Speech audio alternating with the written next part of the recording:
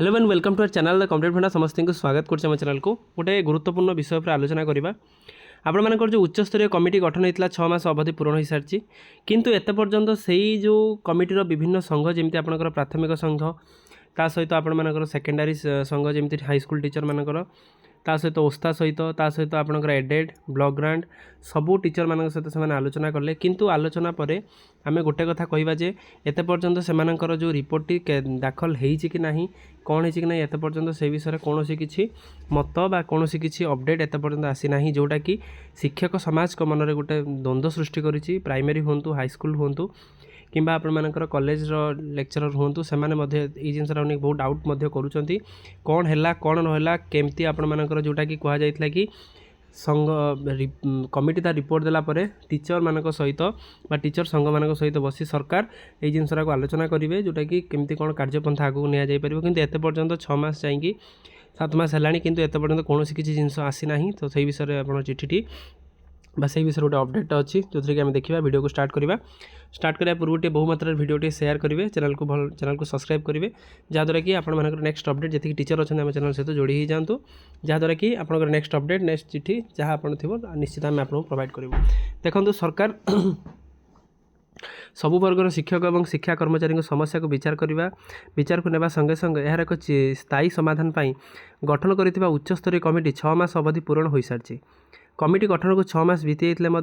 मंत्री विधायक और अधिकारी माने देइथिबा प्रतिश्रुति पूरण होई बोली स्कूल ओडिशा स्कूल कॉलेज शिक्षक समन्वय समिति आवाहक रंजन कुमार दास कहते ताले आपणकर जो आवाहक अच्छा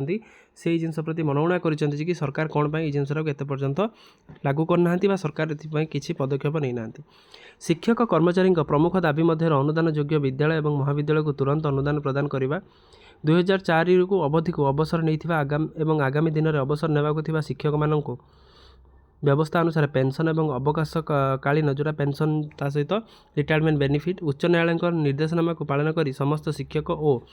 कर्मचारी को न्याय प्रदान करने भली विभिन्न दाबी नहीं समन्वय समिति आलोचन आंदोलन को ओह्लैला ताने आंदोलन को आगुरी ओह्लैले फल सरकार एक 5 जणिया उच्चस्तरीय कमिटी गठन कर 6 मास मध्य समस्या समाधान पाई प्रस्ताव देते सरकार कहते कि आम ये जिनसा करूँ जहाँद्वारा कि शिक्षक मैंने राजरास्ता को आसवे ना आमको मात्र 6 मास समय दिंतु आम यहाँ क्लीयर करने चेष्टा करूँ कमिटी तार रिपोर्ट प्रदान करिछि किंतु ताहा कार्यकारी होई नाही बोली समन्वय समिति पक्ष अभियोग करा जायछि ताने समन्वय समिति कौन कही एत पर्यटन आपंकर कार्यकारी होना सरकार 2 वर्ष पूर्ति पालन कर बेले शिक्षकों समस्या समाधान ना शिक्षक समाज संग्राम मैदान को ओह्लैब बोली समन्वय समितिर सभापति श्रीकांत कुमार बेहेरा अक्षय कुमार मिश्र निर्मला पंडा चेतावनी देते ताले कहबार उद्देश्य आपंकर एतिकी जेतिकी जो 6 मास जो हाई लेवल एक्सपर्ट कमिटी जोड़ा गठन होता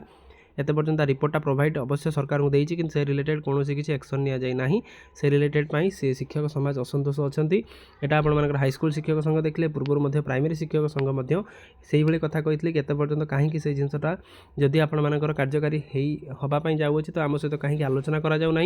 गवर्नमेंट कहीं किसी जिनस स्टेप नौ ना से शिक्षक मान प्रश्न आशा रखा ये जिनसा क्लीयर हो जाऊ ता सहित शिक्षक मान भर जो द्वंद्व रोचे से क्लीयर करने सरकार